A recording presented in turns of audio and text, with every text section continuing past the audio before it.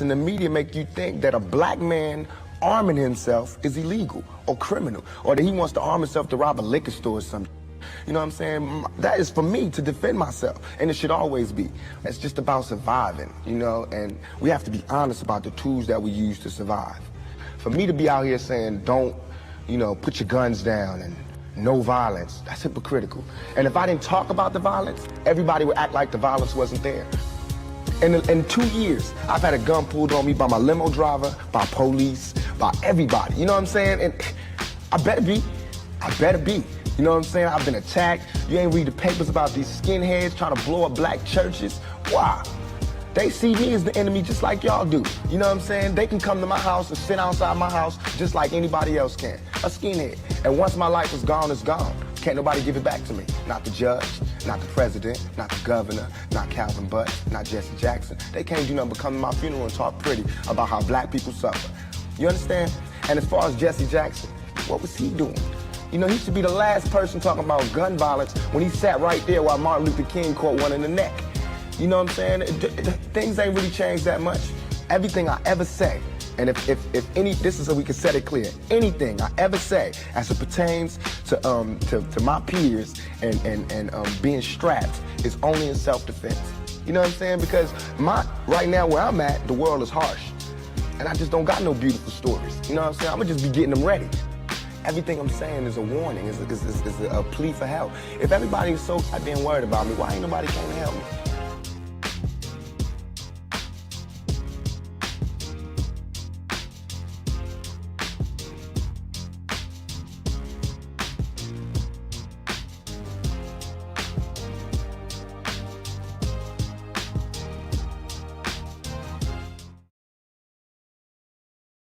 We have before us the opportunity to forge for ourselves and for future generations a new world order. This crusade, this war on terrorism, is going to take a while. We came, we saw, we died. We tortured some folks.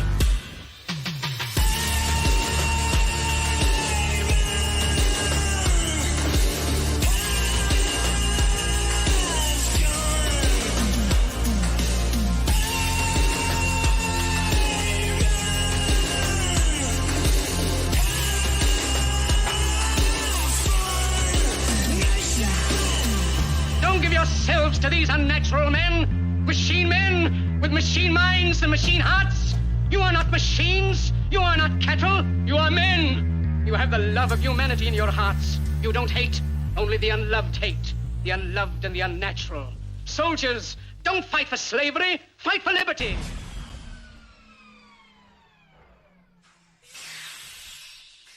And the pod's been parked. Ladies and gentlemen, welcome. We freaking did it. Episode 50. Can't believe we made it, but we did.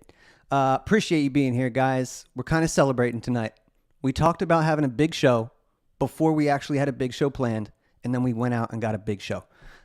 Before we get to that, though, just want to say real quick, if you're watching this live, I appreciate you the most. You're the best. Thank you for being here. If you're listening later on, share the links, give it a like, leave your boy a review. That would mean a lot. Appreciate you guys. And, of course, every Wednesday you can catch me on The System is Down with Dan Smots at 3 p.m. Eastern Standard. But we're making moves tonight, guys, because it's going to be a short one. But like I said, a lot packed into a half hour or so. But got to start by bringing out the one and the only, my main man, Dan. What's happening, dog? We did it.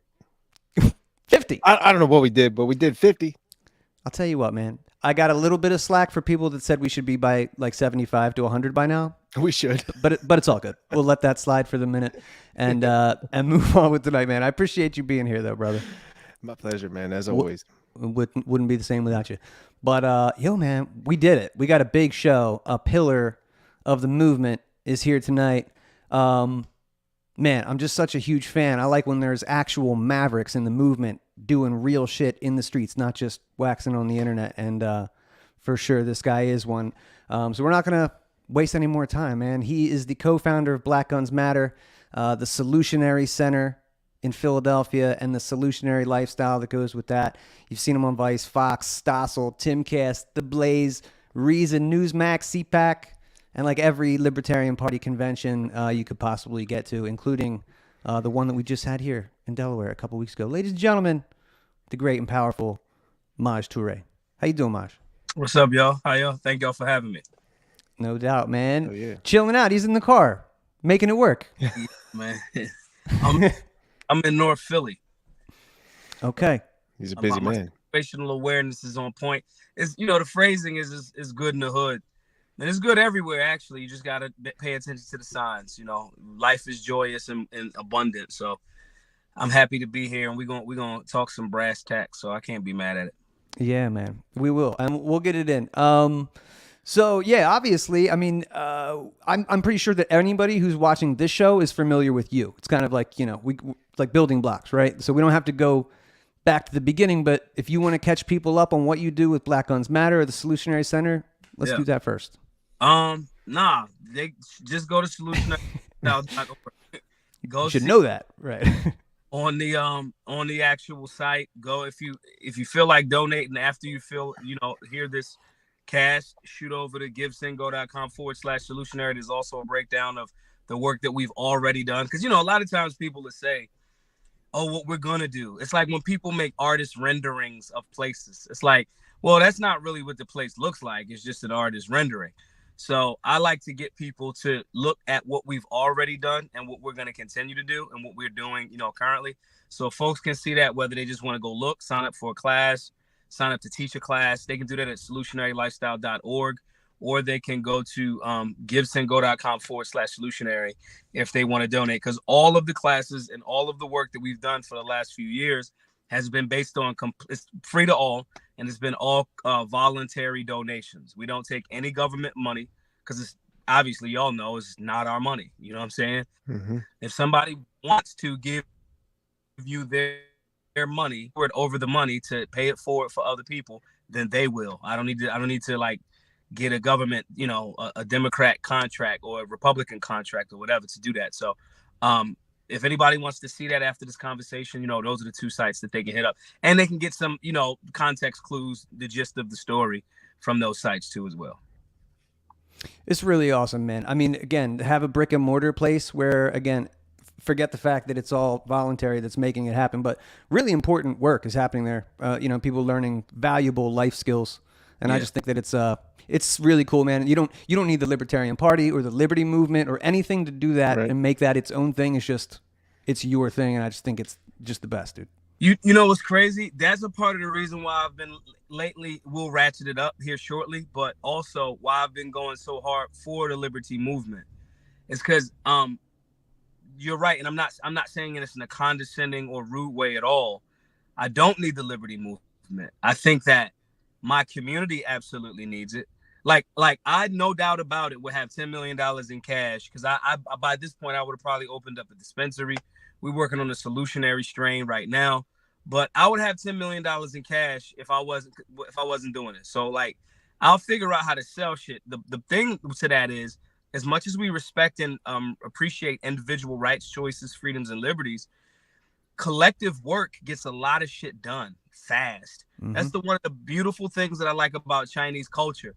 When they're focused on something, and I'm not saying the CCP, I'm saying Chinese culture. A lot of the culture is more steeped in family, tradition, what conservatives say they are.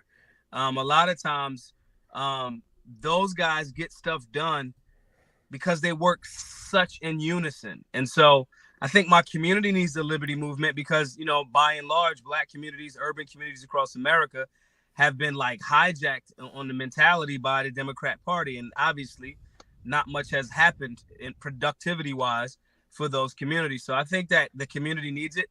August the 17th, we'll be having our inaugural, we might do them monthly, bi-weekly. We haven't figured that out yet. But we'll be doing basic libertarian classes at the Solutionary Center.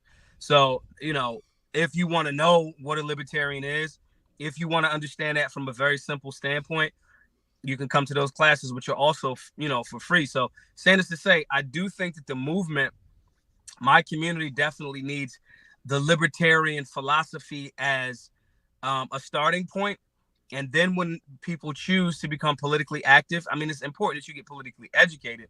But when the community individuals that make up a collective decide to become politically active, then they'll have a better understanding of going into the Libertarian Party, why it's important to have options, and even tapping in with guys like, teams like the Mises Caucus and things like that.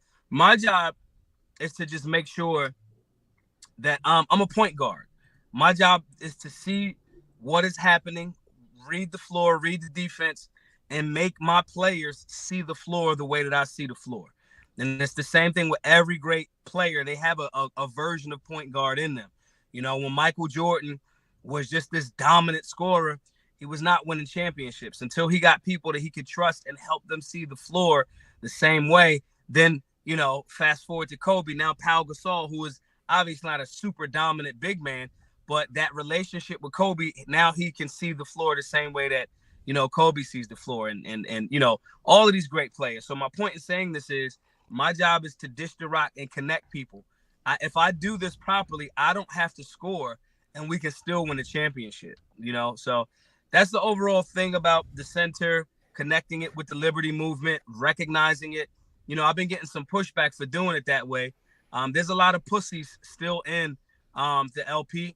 We've removed a lot of them from leadership positions over the last few years, but it's a few. I'll be up in New Hampshire in a couple of weeks, and I want to see if a lot of those guys keep that same energy in real life. But I just think there's a lot of pussies still that kind of got a lot of mouth, and it might just be Twitter shit, which is great.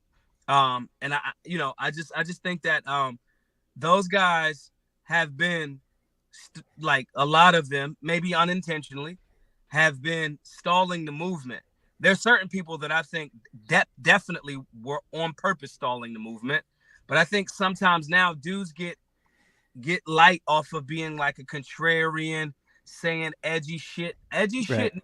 Push the like these aren't the lowbirds these aren't the nerd, the regime types. These are the kind of like too base to do any business types. Yeah, I can't believe you said that. Like you said, you were getting pushback. I figured you were talking about maybe somebody in the community or something like that. But you're talking about people in the LP. That's insane. Nah, there's a little bit of bigotry that I see it.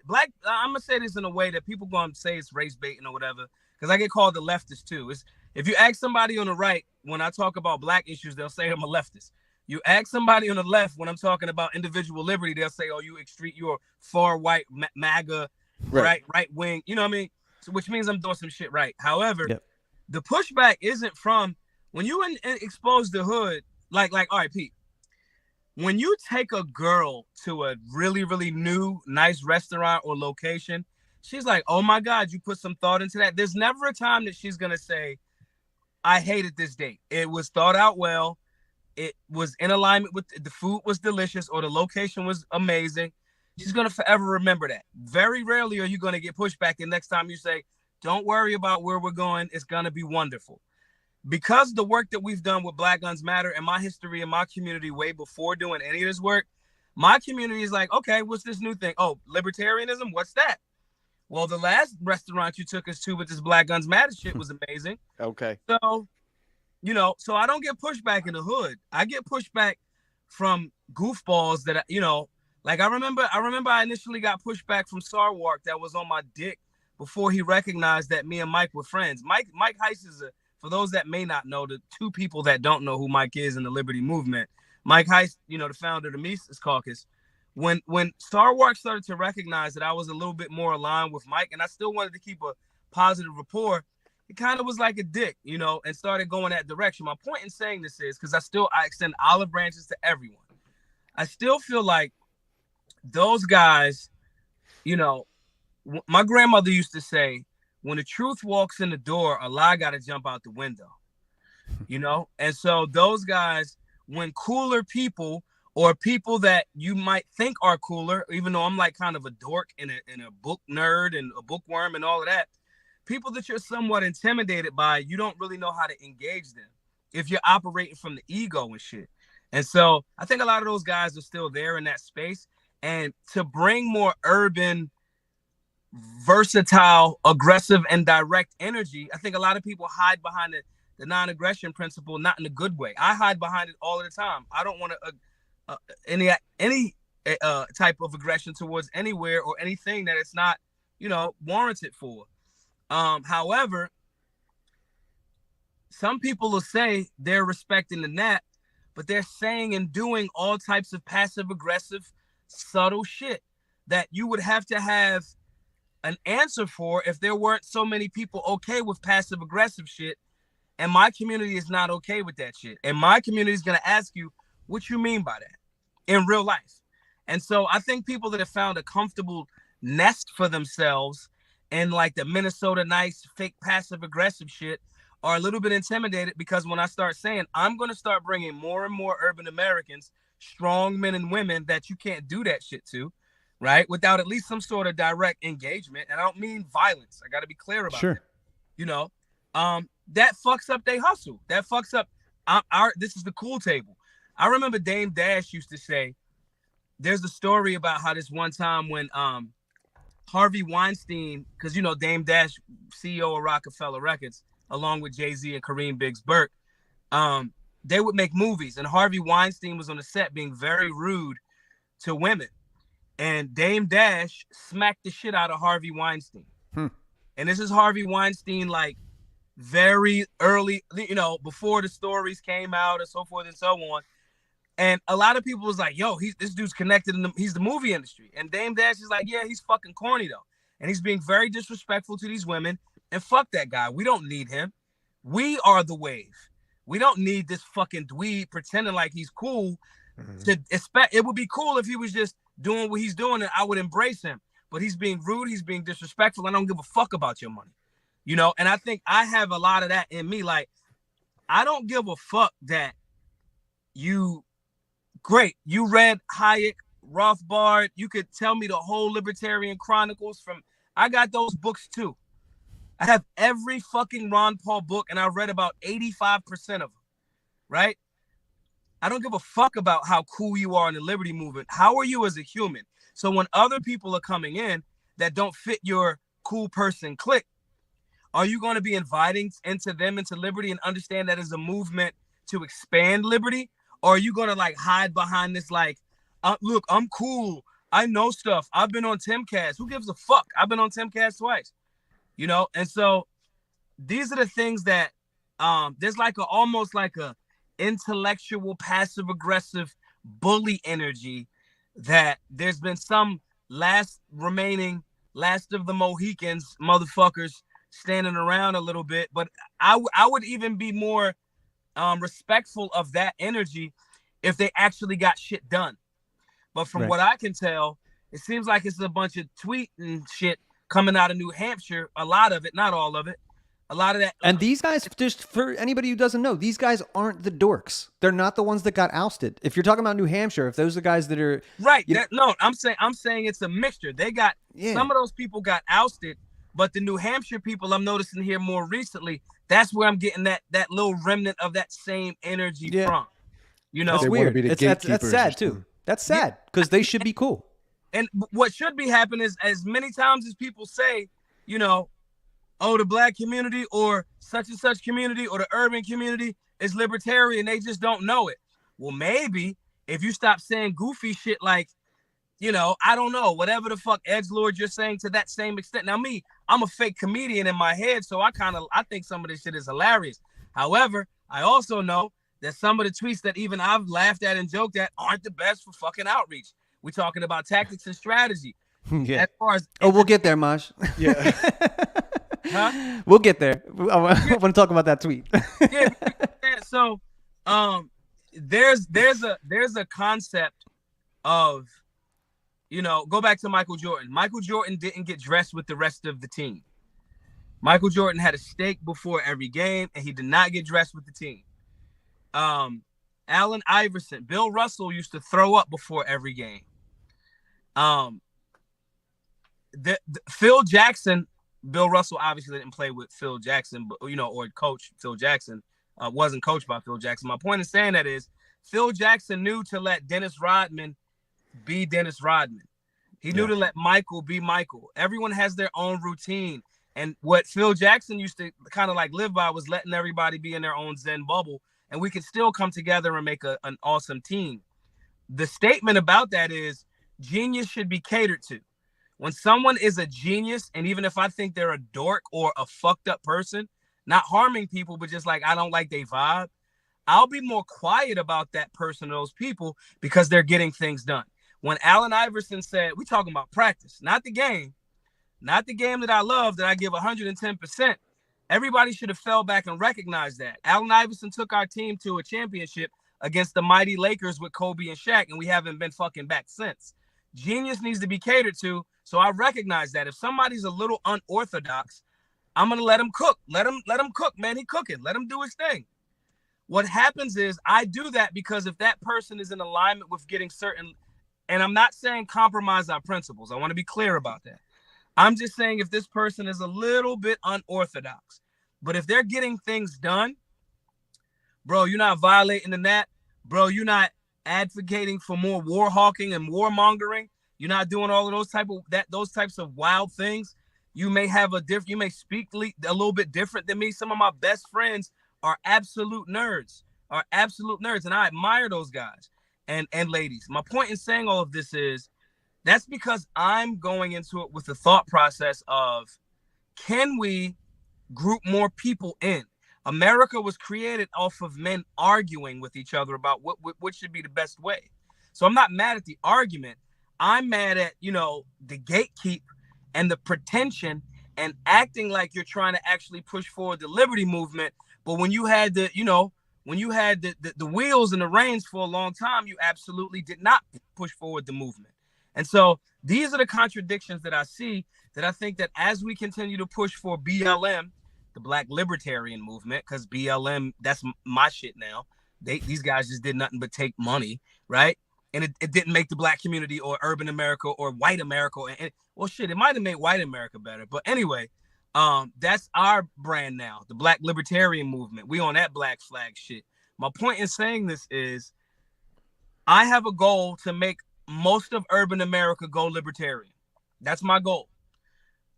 Anything that's in the way of that fucking goal based on pettiness, or you're upset that I have a relationship with, Mike Heiss or the caucus or things of that nature, or I'm looked at, as much of a dork as I am, I'm looked at as the cool new kid.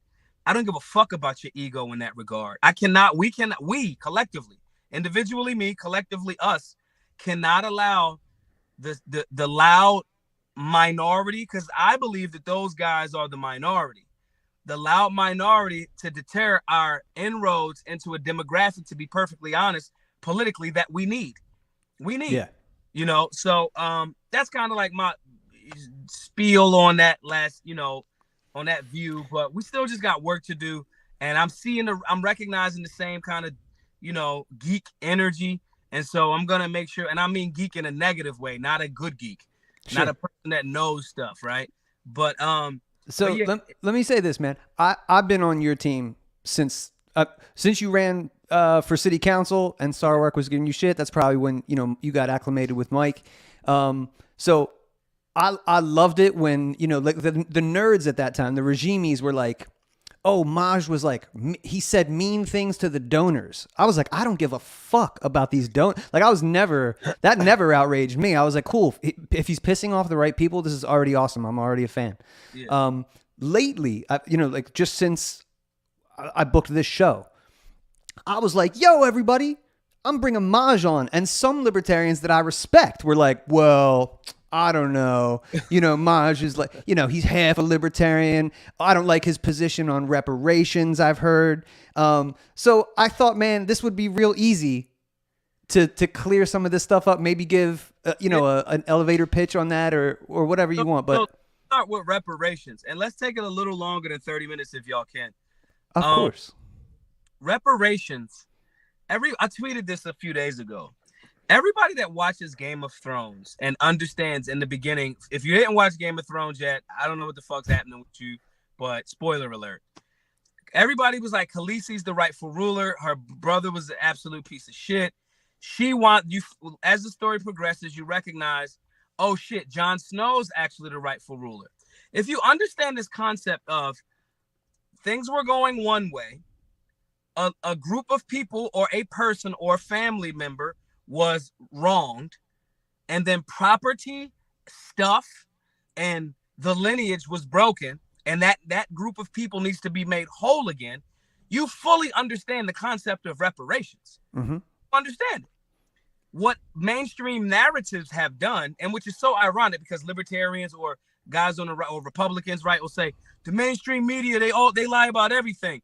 But yet and still they believe what the mainstream narrative says is what reparations is. Like it's gonna be a white people tax. Like you're white, and even though you didn't own slaves, you got to give us an extra $20 a week out of your check. That's like so you would not advocate. I'm just going to try and get the signal clear. So you would not advocate for a tax for all black people to get a check or an additional something because of their skin tone, just solely because of that. No, it would be based on. It would not be advocating for like take the tax out. First of all, the people that say that don't know what the fuck their tax dollars are going towards now. They have no idea. They have no fucking clue. That's true. That's one. Two, I want to clarify because there's this straw man argument that I'm advocating for because I'm black and because y'all are white, y'all owe me $20 each. That's fucking retarded. Yeah. That's fucking retarded. But that's the mainstream narrative. There was an episode of Atlanta, that TV show that came out, last season. But there's a reparations episode, and like mainstream narrative jokes about it, and it's like, okay, you got to pay your reparations in America, and like the white people have to line up, and then this guy Glover's like a comedian and an artist, right? So white people have to line up to get the extra stuff taken out of their check, and it's like that's the narrative though. They've not done any study. They haven't read From Here to Equality. They don't even know why black people we don't even got to go far back as slavery. We can talk about segregation. We can talk about land grants being removed. We can talk about after so-called emancipation, where the federal government says, okay, we fucked this group of people up. We fucked them up. We owe you this. And we'll decided give you what 40 acres and a mule. That was reparations. Yep. The United States government said, psych. Default. That's contracts. Not Libertarians love contracts. Right. It was like, here's a contract, and then fucking Allen Iverson crossed you over like, fuck no. Pump faked you. That's not that in and of itself. When you tie land and home ownership and equity over time, you're talking about continuing after the government said we were wrong, we fucked this group of people up. You're continuing that. You fast forward a bit to, let's say, the 1960s when Dr. Martin Luther King had the discussion about, hey, can we get some of the land grants from the government because we didn't get the 40 acres and a mule? The United States government reneged on it, right? They not only were they not giving black folks in the 60s land grants that were going to still kind of work the soil and, almost like sharecropping, but you own the land and you can create your own destiny because you can build a home, which obviously everybody knows that helps with median income. That helps with this, that helps with that. Like fucking home ownership is the shit. Right? Not only were they not giving the land grants to the African Americans, they was taking them that same land and giving it to white farmers. This is not me making this shit up. This is what the United States government did. Now, you factor in the corporations because this is where it gets tricky for a lot of people. Some people think I'm saying simply because I'm black, never mind redlining, never mind segregation, never mind the economic impact that the state in conjunction with corporations did that impacted. You can visibly fucking chart it. That was what critical race theory was supposed to be. Not this shit that they packaging and calling critical race theory now. It was the study of how a group of people, a racial group in America under certain legislation has been negatively impacted, and here are the outcomes. That's what it was. Now, the people that argue against that got the soundbite quotes that did no fucking study. They haven't read any of the serious people involved in reparations. And I'm not talking about these tap dancing ass motherfuckers, that just Johnny come lately, like cut the check and just saying it with no practical fucking application. There are people that have done work. Before Johnny Cochran died, he had this thing called the Reparations Assessment Group, where he was literally going to target the federal government and the corporations. Corporate charters exist beyond individuals. Wells Fargo, Norfolk Southern, insurance companies that benefited and still have maintained a profit from the captivity of African American people. Now, some people say, well, that wouldn't be right, blah, blah, blah, blah, blah. Never mind the fact that the indigenous peoples, I think they got a shitty deal, but so-called Native Americans, indigenous peoples have received forms of reparations. Jewish Americans have received, the Japanese folks in internment camps during the World War received reparations. So this conversation is not about simply because I'm black, the government should just cut me a check. You motherfuckers pretend like slavery, segregation, redlining, no school choice, the segregation that happens, and still to this day, there's a great book called, damn, what's the name of this book, man? The Color of Law. The Color of Law, that talks about specifically just from how they segregated and made contracts to make sure that black people could not live in and own certain homes. We're not talking about slavery times. We're talking about in the 30s, 40s, and 50s and 60s. So the people that are arguing against this have, one, never probably listened to me explain this. Two, are the same people that'll say mainstream media is lying to us, but think that they're not lying to you about the reparations conversation. Because I don't even want, okay, do I want fucking, let's say if next week, okay, all the black people get X. Do I want you to give me fucking fiat currency? Fuck no. So there's different conversations to be had. America, we have to acknowledge this, bro. The quicker we acknowledge this, the quicker race relations will get better in America. And if you're talking about this as a libertarian from a property rights, there was a family in California like last year that proved that the California government took their fucking great whatever's home. It was fucking beachfront property in LA. They had to give it back. So if you're talking about property rights as a libertarian, you're talking about the state violating people, which also, by the way, included murder. Yeah. Fucking murder. State-sanctioned murder. No, dude, I'm sure you're familiar with Walter Block's position on this. That's kind of where I'm at. Whereas, like, on an individual basis, if I could prove that 4 generations ago, somebody in my family had their property stolen, or that they were abused, or, God forbid, sold into slavery, then, yeah, you might have... there's no time limit on justice. Yeah, right. Exactly. And so these are the conversations that when I say it from this way, it gets ripped down to, oh, he cares. He just thinks, oh, white people owe him. And it's like, bro, if the conversation about reparations was had in good faith, because not even white people are going to be like, well, slavery was all right, but just kind of get over it. And some do say that silly shit. Or they'll say this. They'll say, well, every culture participated in, bro. Yeah. Chattel slavery was Matt Walsh. He loves that shit. Right. Chattel slavery in America, there was an economic component. And that, imagine if I said, because this is a good segue into some of the other stuff we'll talk about.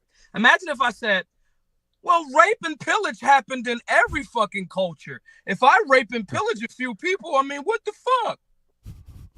It's retarded.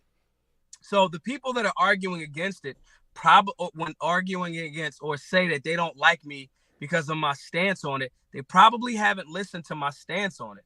From a libertarian perspective, we cannot pretend that there should be a statute of limitations on death, rape, pillage, property violations. And as a people that were looked at as property, I'll give you even this. You know the motherfuckers that lost their property, that owned humans, because it was not all white people in America. It wasn't. The people that owned humans, after emancipation, do you know the government gave some of that land that was earmarked for those black people to the fucking captive owners? So if a motherfucker like me knows that and is articulating it in a way that's not saying, yeah, you guys both, since you're white, you owe me money, because no one ever fucking says that other than TV. If I can articulate this position this way, there is no way that somebody can't go, nah, because maybe it could be the tax conversation. I don't think there should be any taxes, right? I think it should that would be a winning. I'm not saying, you couldn't have this argument too, but as a libertarian, if you were running for office, white or black, if I was going into the black community, I would go, all black people should have to pay no taxes. That would be the first thing I would say. Because you've suffered enough.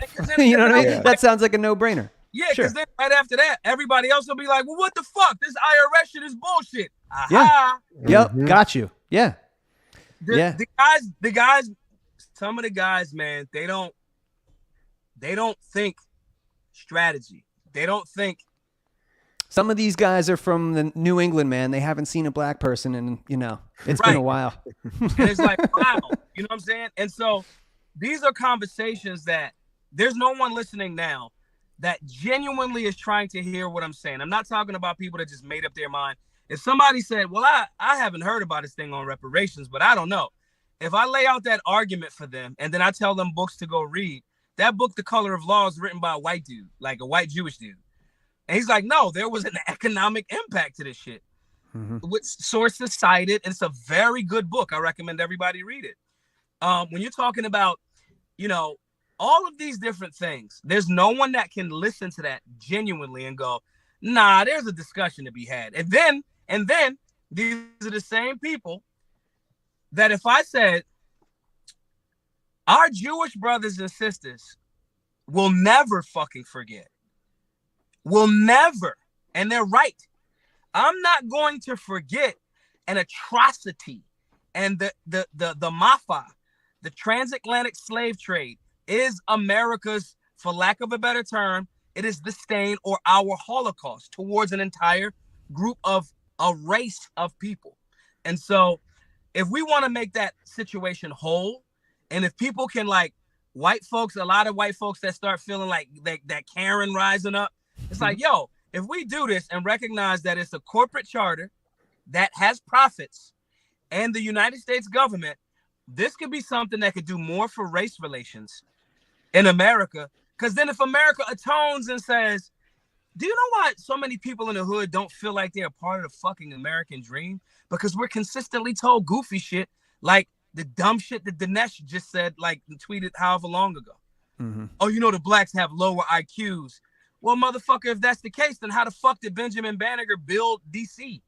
Like, come on, bro. Like, it's not we have to look for things that are going to heal. And if we want to heal, the best apology is change behavior and fixing the situation. So I think that conversation around, and again, I'm not the subject matter expert. I have done some study on it, and I know way more thoroughly involved and more intelligent people in that lane. But I think it's a conversation to have, and I think it does not. It's not in opposition to a libertarian position. If I was saying, just fire up the money printers and just give the money to black people for being black, as if there was not all of these things that we just discussed there, then I could agree with some of those guys that were giving me more pushback. But that's not what I said, meant, or implied, and they should like actually listen to what I'm saying.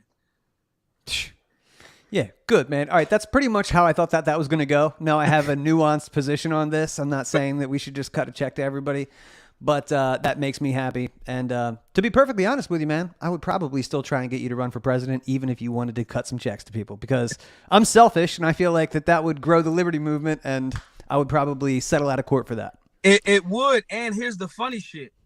While these administrations are pretending like there will be no way to do that, and I'm not advocating for this. I want to be clear, because some goofball will say I'm advocating for this. But then you got to think, like, right after you motherfuckers say we don't have any money to have a conversation about reparations, you print up and send trillions of dollars to fucking Ukraine.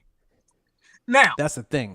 Even if you're a minarchist, then if you're letting the government in, then what are you going to? They can do X, Y, and Z, but definitely not anything else. It's like, I don't know, man. Only the anarchist has a legitimate argument against kind of what you're saying.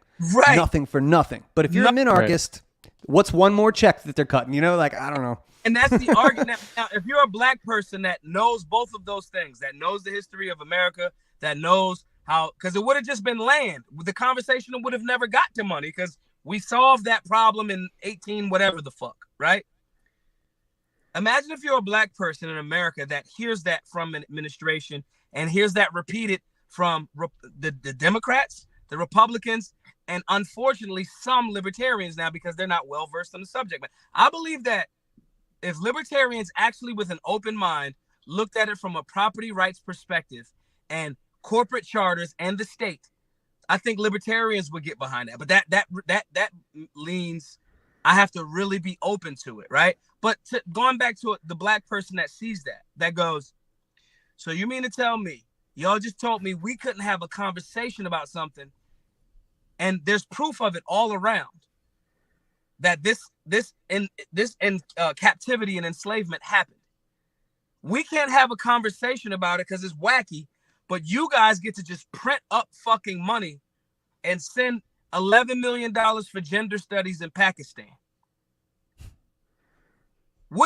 How does that improve that person's feeling like, yeah, I'm a part of this American thing? Skin in the, yeah, dude. Honestly, I mean, I make a big deal, with my presidential candidates. I want to feel represented, or I'm not going to play. I'm not going to play the game. I'm not going to send you money. I'm not going to tell my friends about you. I'm not going to support you online and attach my, being to you. And right. I would feel the same way. Yeah, like I would want them to be in or not. Right. Maj, a year ago, Mike Heiss and the Mises Caucus, me and a couple of my pals, we all took over the Libertarian Party. We did that. We talked about it. And you gave a great speech that night, man. I encourage everybody to watch that after the show. It's like 10 minutes. And instead of it being like a cheerleading thing or like, hey, way to go, everybody, it was kind of a somber, like, all right, well, now you just got to this real spot. And I kind of wanted to get like your opinion. You said, hey, I'll come back in a year or 2 or 3 and we'll talk about how this is. And I hope I'm wrong. But how are you feeling a year later? And maybe a quick LP report card. I think the infighting has increased, but I anticipate that. It's called growing pains. It's not called like growing chill out. I think some of those guys have shown themselves to be the people that lost or are just bitter. At that same speech, I think I said, you're going to kind of have to do one of the hardest things, which is like reach out to the people that you just beat. Mm-hmm. And those people have to reach back. But I don't see that much reaching back. I've seen guys legit try to extend olive branches. I've been one of those guys and or ladies. But bitter bitches be tripping, bro. It is what it is. Yeah. We're getting, I fear that we don't recognize how powerful and a threat we are yet still. I mentioned at the Delaware convention at that dinner where I was talking about how that TV show on Netflix or that movie started to kind of like drop hints about what a libertarian is. Y'all guys hear of this show called Secession? Mm-hmm. Heard of it, yeah. I don't want to spoil that because some people have not seen the final season. But you guys probably, if you're watching it, you know that the older brother, Connor, is running for the presidency of America. Do you know what he ran as? Tell me a libertarian. That would be awesome. A libertarian. Ooh, they made that. Oh, shit. I'm watching the show. I got HBO. Now, Connor's kind of like the dim-witted one. But their families, their immediate empire. Now, there's 2 things happen there. One, on one hand, the other TV show the movie that I mentioned, they made the libertarian seem like the MAGA villain. Mm. And on the other end, they make the libertarian look like the bumbling idiot. When I start to see this in TV shows, not even shows, they're programs. I want people to hear that word. Yes. It's programming. Yep. So when I'm telling people like, guys, you have to really, really watch how you're being packaged, because right now, if I say aggressive, mean tweets, I'm the black dude. Like I'm like white dudes 40 years ago now. Like, other than me being like, if I was a gay black dude, I would be fucking invincible. However, I'm straight, so I'm not all the way. I'm semi bulletproof. Like, I don't have like armor piercing. It's weird that I understand exactly what you mean. You get what I'm saying? Yeah. It's sad but true. Yeah. So when I tell libertarians, that's why I'm going to all of the every libertarian event I can possibly go to, and I'm saying, you guys, outreach. They have to engage you to understand that you're not what mainstream media is currently painting you as. Connor does not win the presidency of the United States in secession, but I don't feel like that's too bad of a spoiler alert, because if you know Connor, you know his character, you know he's kind of a fool. He's a libertarian. He's not going to win shit. I know that. Boom. But the fact that it's this large now, that it has to be put into the zeitgeist. Mm-hmm. It has to be put into the praxis, which means they're about to Donald Trump you. Donald Trump does a very good job, especially on the campaign trail. He gives people identities before they can identify themselves. it's that even libertarians comment. Right. We talk about it all the time. As soon as we got thrown in there, it was like, oh, they're noticing. You're all Yep. one thing, all one homogenous thing. Yeah. Mm-hmm. They can package you this way. You're now fighting to showcase that you're not this thing, as opposed to presenting what your ideals are. There it is. It's a chef's kiss. Yeah. I as a chess player, when I see a good move, even if it'll fuck me up, I'm like, oh my God, that was good. Yeah. you know. So we put libertarians on secession. We make them lose. We make them be kind of like Connor, and we put this program into the mind of the person watching it that has not had genuine engagement with genuine libertarians that don't understand the philosophy. So that's the bumbling idiot end of the spectrum. And on this end of the spectrum, if he's a libertarian, like they said in the one movie, oh, he was involved in Ukraine, he engaged with Russia, he's the darling of the libertarian right, he's really close to MAGA, they make you be the villain. Mm-hmm. Not a well-intentioned, thoughtful, limited government. You should have more of your stuff. We don't want to hurt you. We don't want to take your stuff. Can we live and let live? That part is not in. It's our job, because that's what mainstream narratives do.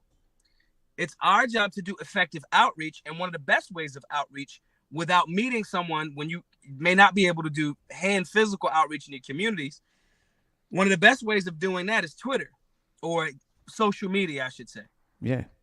But when you have guys like Dinesh saying black people have lower IQ, and obviously he's not a libertarian, but I'm just giving an example. I've struggled to get people to understand the power that the Republican Party was when it was started, especially as a way to continue the emancipation of black people after enslavement. They're a far cry from that. One of my favorite historic figures is Frederick Douglass, who was a conservative. But what a conservative was then and what a conservative is now is worlds apart. But the reason why they're not interested is because they're the uni party. They're not, they just want to look, we want to just one up the left. And This is Batman and Joker fighting forever. No one ever actually killing each other, because now you're symbiotic, right? We have the ultimate move right now because we have yet to be packaged a certain way. But now we're to your question. Now, because we're a threat, the most popular television show in the world right now, Secession, is characterizing libertarians a certain way. We have to do very, very well to make sure that we're not substantiating those false narratives and incorrect stereotypes. And I don't think we're doing a good job at that. I just don't. I think that, let me not say it that way. I think that there's a certain section of the libertarian populace that is doing a horrible job at that. Ironically, the people that are doing the really good job at it, that are like, hey, we want liberty, we want different voices, we're doing outreach, we're trying to get people to participate in this local election. The people that are doing that, unfortunately, don't always have the same amount of time to fucking tweet all day, like the people that tweet all day and say fucked up shit. And then they become what looks like the representation of all libertarians. Libertarianism is the big tent that the GOP pretends to be in real life. And so we just have to do a better job and get tighter at it. So I do think, yes, we are getting more popular and getting a lot of mainstream narratives attention. But now that we have their attention, So we got to make sure that we, paying attention. Yeah. But as far as like the guys and women that are working, huge shouts to like Angela McCardle, huge shouts to folks like, I seen Angela go to several different joints, baby on hip, working that shit out. Those folks, even people that I kind of don't like, I'm like, nah, they still kind of like working for the liberty thing. You know what I'm saying? So, those folks trying to bring people up to New Hampshire, those guys that are getting libertarians to run as Republicans, I may not like how their approach is, but I got to acknowledge that there's some work being done. So those folks, I think, are doing a great job. I just think overall, the party still sucks at outreach. It cannot just be like, I don't think we highlight Eric July enough. Yeah. I don't think we highlight Larry Sharp enough. There's a brother, I forgot his name, But when I was in Florida, he's on the Duval County's situation. We got to highlight where are the fucking Asian and Spanish libertarians? And I want people to understand, I'm not saying this as like a pander. I'm not saying like, hey, here's our Asian. I don't mean it that way. I'm saying there are Asian folks that have powerful voices that could speak to Asian, Islander, Pacific, Japanese, actual African, like African from the continent, libertarian perspective. We need to make sure that we're giving them the mic. Yeah. You know what I'm saying? And I think we can push back against a lot of the silly shit, but I think we got a lot of work to do there. And I'll keep, doing the work myself and communicating like what works and what doesn't in my lived experience. But I think if we start resonating with that, guys got to trust me a little bit. I know the fuck what I'm talking about. I know I'm talking about outreach and how it works because it's exactly what I did with Black Guns Matter. I went to everywhere that they were like, they're not going to fucking listen to you. And hey, everybody started listening to me. So it's not theory. It's not conjecture. Sure. It's practice. And we can tweak things because, each city has its own vibe and culture. But if we can listen to the people that know what they're talking about and get those cultural liaisons, we will crush it. We will crush it. I have a goal to get 1 million folks, new members from urban America into the Libertarian Party. 1 million people is not a lot of people, but it's a lot. Do you know there's only like 18,000 at the moment, so you'd really be kind of flooding it. Yeah, that's the goal because I'm tired of listening to the fucking pussies. Yeah. I don't want to hear. And think about that though. Like, think about what you just said. Libertarianism. There are so many people that identify as libertarian. What the fuck happened that they don't want to join the party? Public opinion means everything, man. That's why they use the propaganda that they do. That's why Secession is on talking about the stuff right now. That's why they send you these empty calories like Ben Shapiro and this sugar for your diet like Matt Walsh so you can fill up on that shit and not really get to the shit. I think the whole Trump, the entire thing was to squash the Ron Paul revolution, turn that into something else, something a little. It's amazing, I quote my nana all the time. My nana used to say, respect the devil. I say this all the time. We are smart, but the devil is ancient. So all of the smart shit that you think, I'm pulling a fast one on the devil. And the devil's like, I've seen this shit like 82,000 times. I'm ancient, bro. Right? Yeah. I think if we look at it from that respectful space, I just want to respect the power of the World Economic Forum. I want to respect it because I don't want to get caught up in like, oh no, I'm smarter than that. I want to respect the chess moves that they're making with this fake woke shit. Like the CSI index and the fucking all of that. It's a beautiful chess move. If we understand and respect the chess move, we can combat the chess move a lot better. And to your point about the Trump thing, we just got to be honest. I'm not coming to Porkfest in a couple of weeks and acting like Robert F. Kennedy is nothing at this point more than just another politician. He's very anti-gun, and that is the litmus test that I have. He's advocating for motherfucking Porkfest or certain sections of it to be anti-gun. Yeah, I'm not fucking going to Porkfest without a gun or a few rifles. Yeah, that's not going to happen. Yeah. I did want to ask you about, I want to spend just 1 minute on that, though. Dave Smith tweeted out his 4 presidents in a row in the order that he would take them. And he said, right now, RFK, Trump, DeSantis, Biden. Would you agree with that? Would you switch that up a little bit? Because he says COVID and the wars are the most important things. So you kind of got to take the hit on the other shit. I do. I understand that logic and that breakdown. But I think voting for the lesser of 3 or 2 or 4 or 5 evils is what fucking got us here. Yeah, I get that too. The job has a fucking job description. Respect the Constitution is like top of the fucking list. You can't get past like the second one on the Bill of Rights without fucking up the job.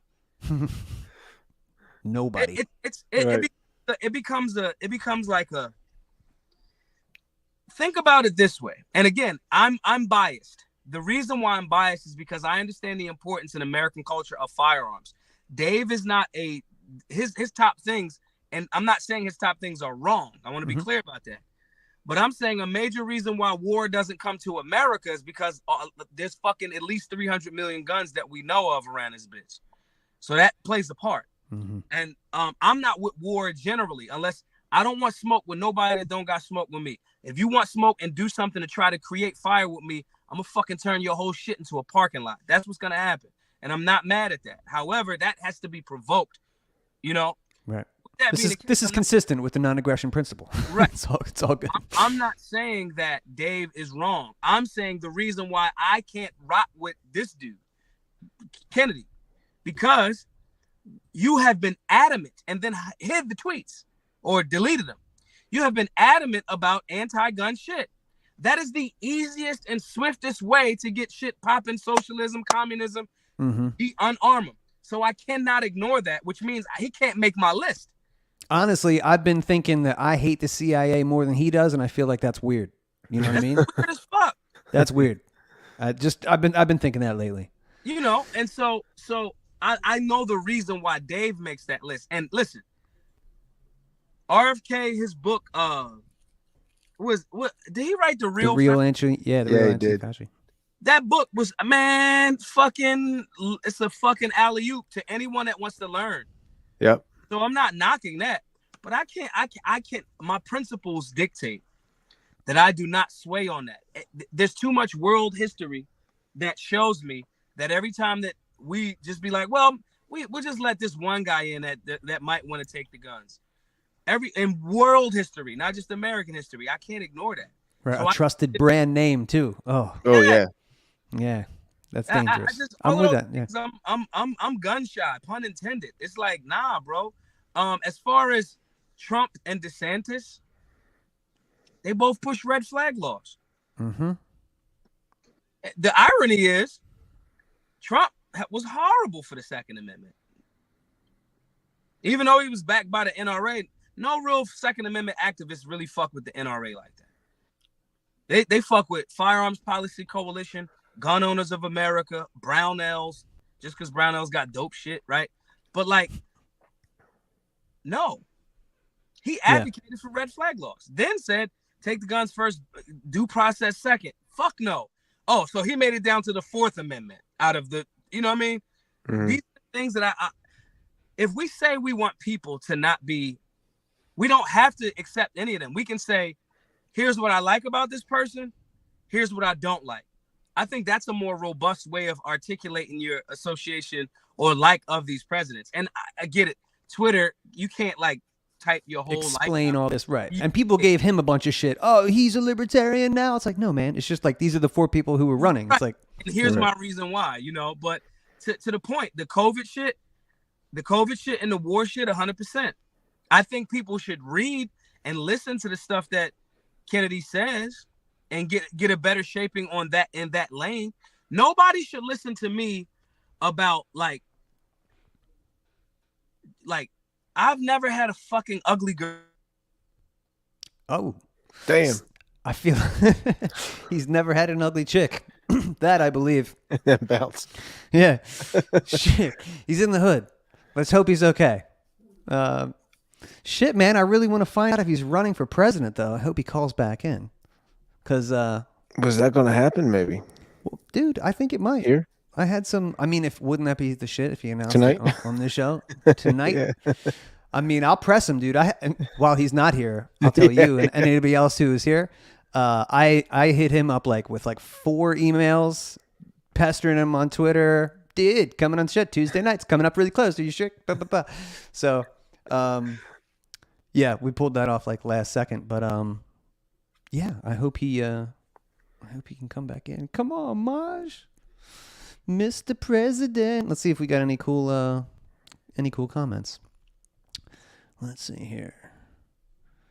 Dun, dun, dun, dun, dun. Let's see. Hector Ruse. Yeah, we all know Dave's number one is Blake Masters. Yeah, Dave Smith. The Mises Caucus gets a lot of shit for that. They did it. No, it's fucking Dave Smith. Yeah. So, and this motherfucker right here. The system is down. Joe Exotic, 2024. He won't let this go. This is his running joke that I... Is that guy running from jail? He's in jail. And he'll do your podcast for $400. You know? come on and let you. I think it's worth it. We should get him on here. You know, oh man, dude, just to do it to own Dan Smots would be pretty neat. So yeah, if you guys have any smackers you want to send to my PayPal so I can get Joe Exotic in here. Benzo Barbie says Maj Smots 24. I don't hate it. Shannon likes it, so. Man, bro, I had neat tweets and everything. Come on, Maj. This is the Philly special. Bleep. Peace. I'm out. Yep. Maj getting pork fest. What was he talking about? RFK wants a non-firearm section. So he did. I don't even understand. He hit up. We talked about this on Dan Smott's show last week with the organizer for Porkfest. But yeah, he wants to come and he's going to be there. But he wanted his whole section to be like a gun-free zone. But he rolls with people with guns. Exactly. Remember? Yeah, we saw him in D.C. He probably had like 6, 7, 8 people strapped, packing right next to him. Right, which that's kind of odd. Yeah, I feel like you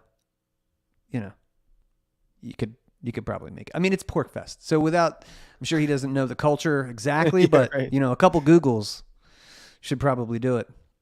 Oh, I can't believe I didn't get to ask him if he's going to run for president. Son of a B. Oh man, let's see. Jennifer says, I was getting so much hate on Twitter for supporting Maj for prez. Yeah, me too. From like some pretty good libertarians, I would say. Let's see, system. Pay $400 to own me. I dare you. Well, no, I'm not going to do it. Damn it. If anybody gets a soft pass on guns, it's a candidate. You're right. I mean, the PTSD has got to be pretty real. Intergenerational PTSD there. But I mean, but it's a different thing, I guess, if he's advocating for more gun control or just saying, I don't want to be in a spot where there's guns in my face. Right. Like if he's advocating, you know what I mean? It's like going. I don't know what he means. No, it's guns, like going to like Gatorland and being like, I don't know if there's reptiles around. It's like It's fucking Porkfest. That's what I'm saying. Do a couple Googles. Damn, bro. Fucking, I can't believe it.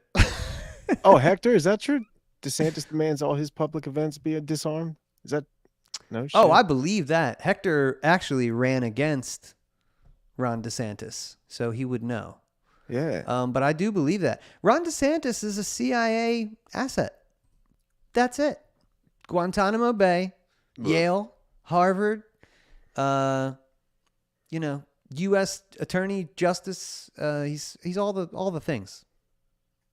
Yeah, Guantanamo torture program. All for it. Not gun control, just a private event. Yeah, no big whoop. I mean, we did hit an hour, bro. And I get the impression that Maj is not coming back. Oh, I'm gonna send him a 2-star review on this one. Start with the important shit next time, dude. Yeah, bro. Does he not know that this is 50? This is the 50th one, and you ruined it. Just kidding. He's the fucking man. He can do it. And I'm still going to pester him. Listen, I'll tell you, and I'll tell these guys, over the past couple months, I've got to look 3 pillars of the liberty movement in the face and tell them that they should run for president. I told Dave Smith that. I told Spike Cohen that. And I told Maj Toure that. And I can't think of anybody else, really, who I would like enthusiastically get behind. So I hope that he considers it. He did tweet the other day. We would have, you know what, dude? We're going to do it because who did it's tweet? Our show. Maj. So we'll do a round of neat tweets. Here are some tweets. So Maj tweeted the other day, should I run for the Libertarian nomination for President of the United States? I'll abide by the results. And there were 5,697 votes. And yes, won with 65% of the vote. So I feel like him saying it, like he already pretty much signed up. But I was going to have him do it. That's right. Running away with it. Exactly. And that's no joke. 6,000, that's like 1/3 of Libertarian Party membership. So I would say do it. Because he's right, man. Like, look, just think about where we live right here in the 95 corridor right here. You got, just our geographical location. I'm 40 minutes away from Maj. I'm 40 minutes away from Mike Heiss. We're in this like triangle here. All these great guys out of Baltimore and Jersey. You could just do. You could do a lot. And I think the inner city. He's right, man. Like the inner city needs the libertarian philosophy, and the Libertarian Party needs members, right? Yeah. So it's like, and I think that the Democrats running the cities are pretty much. That's what needs to be attacked. Like until you go do that, I don't know what you're doing. You have to get it. Why not go to the concentrated areas, even if they're the worst spots, right now for your message and everything? I think that's ultimately what needs to be done. So, but I don't know if it's the worst spot for the messaging right now. Like it seems like he's having success with that. I mean, he is. Yeah, right there. I mean, Philadelphia historically, it's super blue. When he ran for city council. And there was like 12, I think he came in 12th place out of 15. I'm not saying that to shit on him. I would absolutely vote for him. I'm just saying he got 0.5% of the, yeah. And he had some Mises Caucus help and things like that. It's just like those people in the cities, I don't think are ready for a libertarian message a lot of the time until they like get it if you get it one-on-one, hey, come see what I'm doing here. But yeah, you can have some success. And he strikes me as somebody who like isn't looking for an overnight, turn of things. I think he's just willing to do the work, live his life the way that he sees fit, spread the good word kind of that way, But the Solutionary Center is awesome, man. That's really, yeah, he's doing it. Tim Miller is talking about some presidential candidate in here. I want to see what he says. Tim says, Mike Toure is a nice guy, but he is not radical, and he didn't stand up to many softball questions I had for him. Tim, you bring up a good point. And anybody who's watching the show, yeah, look, he is a nice guy. He came to our convention in Delaware too. He gave a nice speech, and he's a nice dude. But if you think that we took over this party so that we could run a moderate ex-cop, he just retired. He just retired as a cop during COVID. It's like, I'm sorry. But I would take anybody who's been working in some fashion in the liberty movement over that guy to run for anybody. That means me, you, Hector Ruse, Tim Miller, Benzo Barbie. Any of you guys would be better suited for a messenger for that role. So for me, I'm not looking for somebody. He checks off boxes. He worked as an economist in the government. He worked as a cop. So I would say maybe get a job in the private sector, Mike, and then come back to me. Before you want to lead the Libertarian Party. Again, it's just, he's a nice guy. He should run for mayor or sheriff since you were a cop. And I would tell my friends about you. But I am going to be working very hard to make sure that one of those three people I mentioned gets to run because I want to be represented. I want somebody that I can go, yeah, because he's right, man. You just hung out with Spikes. You got any aspirations? I think he's playing a little coy right now, but I think it's on the table. And I have a feeling he'll run. And all these guys too, by the way, Dave, Spike, Maj, these are all guys that do other shit. Spike's got a great nonprofit, You Are the Power, that he's pushing. It's like his own Mises Caucus, right? Maj doing this thing with Black Guns Matter and the Solutionary Center. They're just like Dave, a great stand-up, respected comedian by some of the, the biggest names in the world. So I just feel like it's cool when these guys have just something that can generate something extra. So those are the three that I got picked out. If you guys have any better ideas, lay them on me. But I would sooner vote no to. And I love all you guys, all my Meekalks, everybody. But if you guys go with that, if you guys want to go with Termot, it's war, baby. I'm in this to win this, and I like the social groups. I like my friends that I can meet and my community and everything. But I'm here to get what I want. I want you guys to know that. So I want something that's fucking radical. Clint Russell, Benzo Barbie said, I'd be okay with that. I think Clint and Maj would be a pretty neat ticket. Also, Spike, Maj would be a good ticket. And frankly, I don't really care about the order, vice president, president, and stuff. The Libertarian Party is actually kind of unique that way, Dan, if you didn't know that. Like the delegates pick the president and then they pick Both the of vice. them. Yeah. Right. So like that. Spike gets thrown with Joe Jorgensen, he had to kind of deal with that. So it's upsides and downsides. But I do like that. I think that's pretty cool. And Clint's new, been in the game 2-3 years, but I think he'd be a good messenger. But yeah, those are my top 3. And I don't think Maj is coming back. I hope he's okay. He did tell me. He gave us like an hour. He told me it was going to be a half because he was in the car, in the hood. But dude, 50, fucking made it. In the bank. In the bank. Feel good about it? Yeah, man. I feel good about it. Now it's like long road to whatever the next milestone is. So we I feel double like it now we before can't celebrate till 100. I know.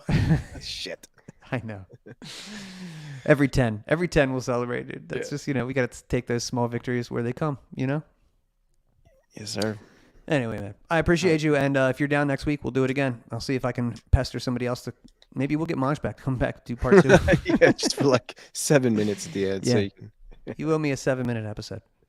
But right. thanks, man. Yeah, I appreciate you. All Talk right. to you soon. Later. Peace. Ladies and gentlemen, I appreciate you so much. Sorry to kind of cut it short. I really wanted to get Maj to tell me he was going to run for president. So if you see him on Twitter, go tell him. Run for president. It's time. Announce it. Or at least, I don't know. I'll go down to the Solutionary Center, set up an exploratory committee, and we'll light this firecracker. Anyway, I had a ball. See you guys next time. All right. Peace.